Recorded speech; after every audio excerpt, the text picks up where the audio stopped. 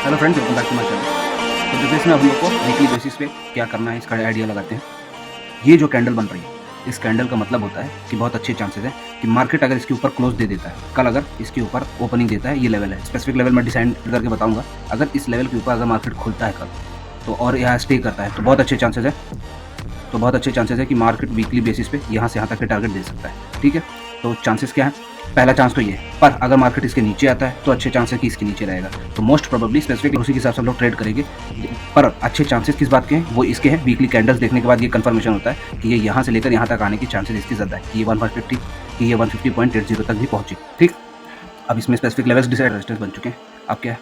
अब अगर मार्केट इस एरिया के ऊपर स्टे करता है, मीन्स इस पूरे लेवल पे बहुत देर तक स्टे करता है और कल अगर खुलता भी है इस एरिया में, ये पूरा जोन, तो ये नए टारगेट्स हैं। पहला ये रहेगा और वीकली बेसिस पे ये टारगेट है।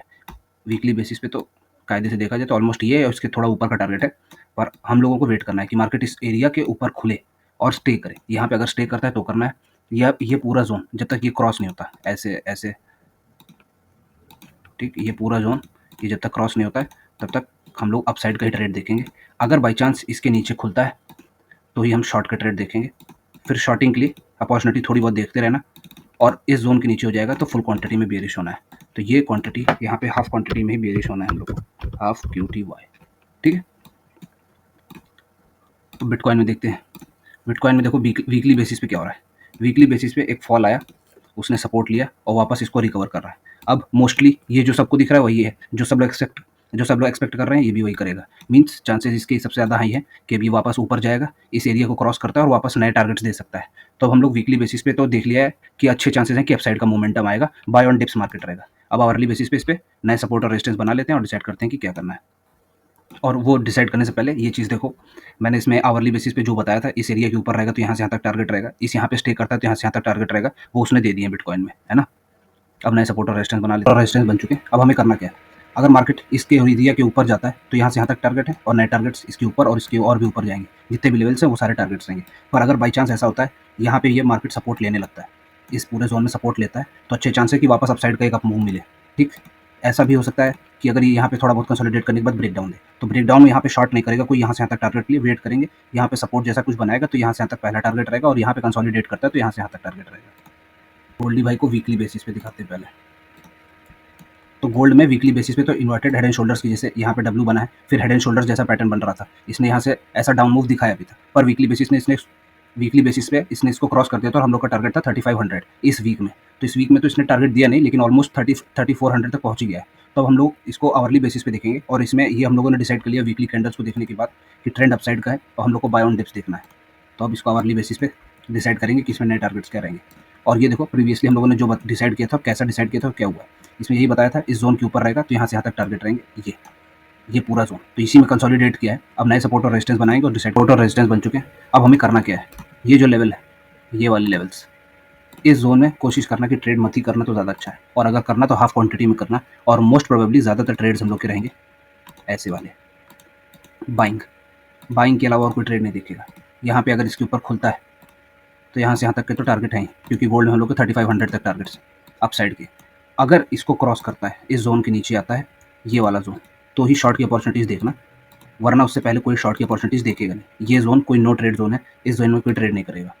ठीक है, गोल्ड का अपने डिसाइड कर लिया है, इसके ऊपर हम लोग को बड़े अच्छे टारगेट्स मिलेंगे, इसके नीचे हम लोग को कोई ट्रेड नहीं लेना है, क्योंकि अभी भी पूरा मार्केट बुलिश ही है। आते हैं बैंक निफ्टी। तो बैंक निफ्टी पे पहले वीकली देख लेते हैं। तो वीकली में जैसा हम लोगों ने डिसाइड किया था, अगर इस लेवल को क्रॉस करता है तो अच्छा डाउन साइड आ जाएगा, तो डाउन साइड तो आ गया है। ठीक है, ये वाला एरिया। अब ये देखना है कि ये यहाँ से सपोर्ट लेता है कि नहीं लेता है, जिसके चांसेस बहुत कम है। तो अब नया नेक्स्ट सपोर्ट क्या बनेगा वीकली में? बस एक चीज़ की प्रॉब्लम है वीकली बेसिस पे कि ये लगातार रेड जोन बना है, तो एक रिकवरी, एक पॉज कैंडल बन सकता है कि ये हो सकता है या ये नेक्स्ट वीक कंसोलिडेशन जैसा रहे, या ऐसा हो सकता है कंसोलिडेशन जैसा रहे, या ऐसा हो सकता है कि पूरा का पूरा वीक हम लोगों का अपसाइड का ही पूरा रिवर्सल दे दे। तो बोथ केसेस में हम लोग को ये स्पेसिफिक लेवल डिसाइड कर लेने हैं, और चांसेस एक्सपेक्टेशन ये रखनी है कि अगर इसके नीचे खुलता है तो बहुत अच्छे चांस है कि हम लोग को डाउन साइड का और भी फर्दर ट्रेड मिल जाएगा। ठीक है, पर इसको होने लगातार, क्योंकि ये बुलिश नहीं था, लगातार ये बेरिश था, पहला, दूसरा, तीसरा, चौथा, पांचवा, अब लगातार छठे हफ्ते में 6th वीक होने वाला है, ये बेरिश हो रहा है। लेकिन छोटी कैंडल्स हैं, यही एक अच्छी बात है, लेकिन अब ये बेरिश हो रहा है और बहुत सारे हैं। अब हमें वेट करना है कि अगर ये कंसोलिडेट करेगा, या एक पूरा दिन, पूरा एक वीक कंसोलिडेशन में बिताएगा, या ऐसा हो सकता है कि कंप्लीट रिवर्सल दे जाए। या कम्प्लीटली रिवर्सल दे देगा। तो अब हम लोग इसमें डिसाइड करेंगे नए लेवल्स बना के। उससे पहले ये देखो जैसा हम लोगों ने डिसाइड किया था वैसा हुआ कि नहीं। ठीक है, इसमें मैंने ये बताया था इसके ऊपर खुलेगा और यहाँ स्टे करेगा तो यहाँ से यहाँ तक टारगेट है। ये खुलते ही 15 मिनट में नीचे चला गया। ठीक, यहाँ पे ये पूरे लेवल पे वेट फॉर प्राइस एक्शन मैंने बोला था। प्राइस एक्शन इस पूरे जोन में बना ही नहीं। इसके नीचे प्राइस एक्शन बना कि इसने सपोर्ट एक रिट्रेसमेंट दी, उसके बाद ब्रेकडाउन दिया। यहाँ पे हम लोगों ने डिसाइड किया था कि इस लेवल के नीचे हम लोग शॉर्ट करेंगे और वो पूरा ही जोन शॉर्ट का था। यहाँ पे यहाँ तक शॉर्ट हुआ। जो लोग यहाँ पे नहीं ले पाए थे उन लोगों को दोबारा यहाँ पे टारगेट मिला होगा यहाँ पे, और यहाँ से यहाँ तक उनको टारगेट मिले। अब नए सपोर्ट और रेजिस्टेंस बना लेते कोई ट्रेड नहीं लेगा। इसके नीचे हमें बेयरिश रहना ही है और बहुत अच्छी चांसेस हैं कि हमें स्ट्रॉन्ग बेयरिश मौका मिलेगा। ठीक, इस पूरे जोन में हमें बेयरिश ही रहना है। बहुत सारे बेयरिश ट्रेड मिलेंगे, सारे शॉर्टिंग अपॉर्चुनिटीज़ हैं, शॉर्ट ही करना है। इसके ऊपर ही हम लोग बाइंग देखेंगे और वीकली बेसिस पे तो हम लोगों ने डिसीजन ले ही लिया है कि जब तक ये पूरा जोन हम लोगों का मतलब जब तक मार्केट इस पूरे जोन के नीचे रहता है बहुत अच्छे चांसेस हमें शॉर्टिंग अपॉर्चुनिटीज़ मिलती ही रहेंगी। ठीक, तो वेट करेंगे। अगर बाई चांस इसके ऊपर खुलता है मार्केट तो उस दिन तो ट्रेड मत ही करना, बेटर रहेगा। पर टारगेट यही रहेगा अपसाइड की अपॉर्चुनिटीज़ देखनी है। यहाँ पे ऐसा बहुत अच्छा चांस है कि वापस ऊपर जाके फिर ऐसा एक रेजिस्टेंस दे। ठीक है, तो ये पूरा डाइसी एरिया, ये एरिया है डाइसी, ये एरिया है, इसके नीचे ही शॉर्टिंग अपॉर्चुनिटीज़ देखनी है। अब क्रूड ऑयल में देख लेते हैं। तो पहले मैं ये बता, तो क्रूड ऑयल में देखो हम लोगों ने डिसाइड किया था इसके नीचे ही शॉर्ट करना है, तो इसके नीचे ही रहा। इस पूरे जोन में ये सारी शॉर्टिंग अपॉर्चुनिटीज़ ही देखनी थी हम लोगों को, तो फिलहाल ऐसा ही रहा है। और ये एक्सटेंस बनाने से पहले वीकली बेसिस पे देखते हैं क्या हो रहा है। वीकली बेसिस पे देखो ये बना रहा है बेयरिश पैटर्न। ये पूरा देखो एम पैटर्न है, ये बेयरिश पैटर्न है। तो इसमें कुछ भी हो सकता है। ये फर्स्ट टाइम है, ये सेकंड टाइम है और ये थर्ड टाइम है। थर्ड टाइम में ऐसा हो सकता है कि वापस यहाँ से बाउंस दे दे, पर अगर इसको नीचे आता है तो ये बहुत अच्छी चांस है कि वापस ये यहाँ से यहाँ तक आ जाएगा। तो अब नए सपोर्ट और रेजिस्टेंस बनाएंगे और डिसाइड करेंगे उसमें आगे क्या करना है। और रेजिस्टेंस बन चुके हैं, अब हमें इसमें डिसाइड करना है आगे क्या करना है। अगर तो इस लेवल के नीचे जाता है तो हम लोग शॉर्ट करेंगे। किस लेवल के नीचे? यहाँ से स्ट्रांगली बेयरिश हो जाना है और शॉर्टिंग अपॉर्चुनिटीज़ ही देखनी है।